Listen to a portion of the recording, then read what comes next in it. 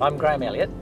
I work for the Department of Conservation and I'm a principal advisory scientist. And well, I've been working on birds forever. I studied Mohua in the early 80s. My Mohua that I was studying actually did really, really well for the first 3 years that I was working on them. And then in the last year, we'd had a beech mast and a rodent plague and a stoat plague in the forest that I was working in. And I lost half of the females were killed during that summer, and their nesting success was appalling. And that kind of got me all fired up about, well, trying to look after Mohua and other forest birds. And you could sort of see what you might have to do to make things better for them. And I suppose I've been stuck with that in my working life ever since.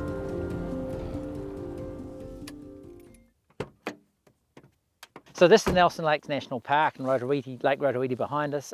This is kind of special to me because I worked for years here on keas, mainly up on that range along there. And here's where we kind of first learned that keas, like so many other forest birds, suffer from these predator plagues that we get every time there's a beech mast. So there's kind of about 6.5 million hectares of native forest left in the country, of which about 2/3 of it's got some beech trees in it, and then about half of that is almost nothing but beech forest. So in a mast year, there's all this seed on the ground, and there's masses of it. Rats and mice normally don't breed in the winter because there's nothing to eat, but because they've got heaps of food, they're able to breed all winter, and the numbers just go through the roof. And then stoats only breed once a year, but in a year when there's lots of tuck around, they can produce up to 14 babies. So the rats and mice have risen to these incredibly high levels, the stoats have rolled into the system, and from then for the next 6 months or so, it's just slaughter. But in other parts of New Zealand, there's a much greater variety of tree species, particularly in the north. So if you go to the north, there's a huge diversity of forest trees producing seeds all the time, and those forests are packed full of rats and mice and stoats and ferrets and cats and you name it, they're there all the time. So we end up with these two really quite contrasting situations with these forests which have plagues of rats and mice and stoats, and in between times things are pretty good. And then you get these northern forests where things are pretty bad nearly all the time because you've got a high number of predators all the time. And our forest wildlife is going down the gurgler there.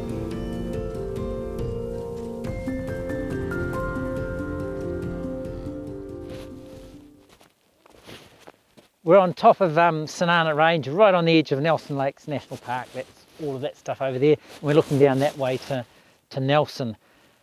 So you can sort of, down here, you can see all this gentle rolling country, which has got, we've got a big network of traps in there, and there's roads around it, and there's a power line through it. So it's nice and accessible, great place for running traps efficiently and easily.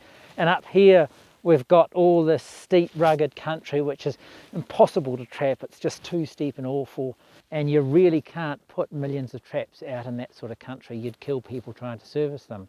And if you think about the amount of effort it would take to do it, so Nelson Lakes National Park's 100,000 hectares. If we were to do stoat trapping out there, we'd need to put out about 10,000 stoat traps, and each one of those would be 100 metres apart.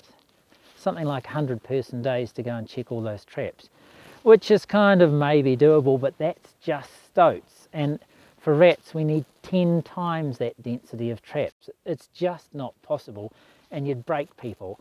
So you can do this low country stuff really well with traps, and it's close to people, it's just great, but you just can't kid yourself that we're going to trap these large backcountry areas. If you wanted a tool to use in backcountry New Zealand for large-scale pest control, you'd want it to be delivered from the air, you'd want it to work better on mammals than it does on birds, and you'd want it to be short-lived because you'd want to drop the thing out there, kill all the baddies, and then stop working so it didn't kill anything else. And that's exactly what 1080 does. So it's more toxic to mammals than it is to birds by heaps, and it doesn't last long because as soon as it gets wet, the poison gets washed out of the baits, and the baits become non-toxic quite quickly. And of course the 1080 is only at 0.15% in the baits, so there's not a lot in there, and the baits are designed so that if a rat eats a whole bait that he'll die. But you know, the concentration's such that if a bird takes a tiny fragment, it's unlikely to die anyway. For something like kea, there are a few birds killed, but we've carefully studied kea to see what benefits we can give kea through controlling predators.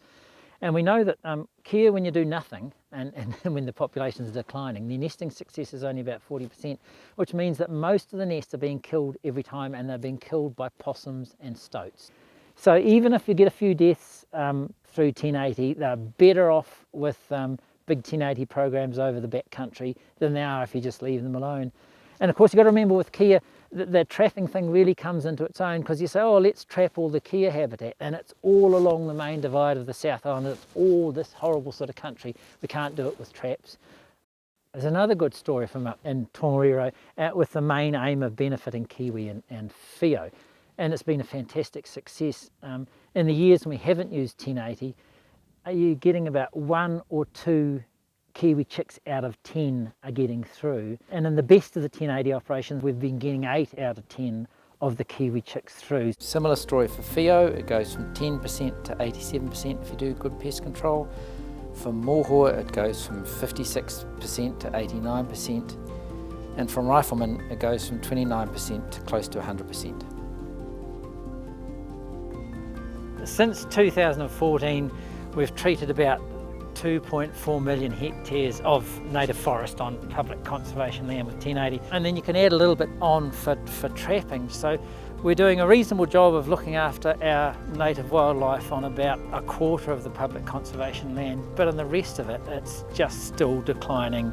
The birds are being preyed upon without any pest control. But if we want the wildlife to thrive throughout the country, we're going to have to do it everywhere, and we're going to have to do it to a really, really high standard. So what role can you and I play in this? The stuff around where we live and in the forests and wetlands near where we live, we can do ourselves. So run the traps, run the poison and bait stations. And if we do that, the whio will be pumping out babies and the robins will be making millions of chicks. And that's what it's going to take to make New Zealand a place where it's just bursting with wildlife, and that's what it's going to take if we ever want to be predator free.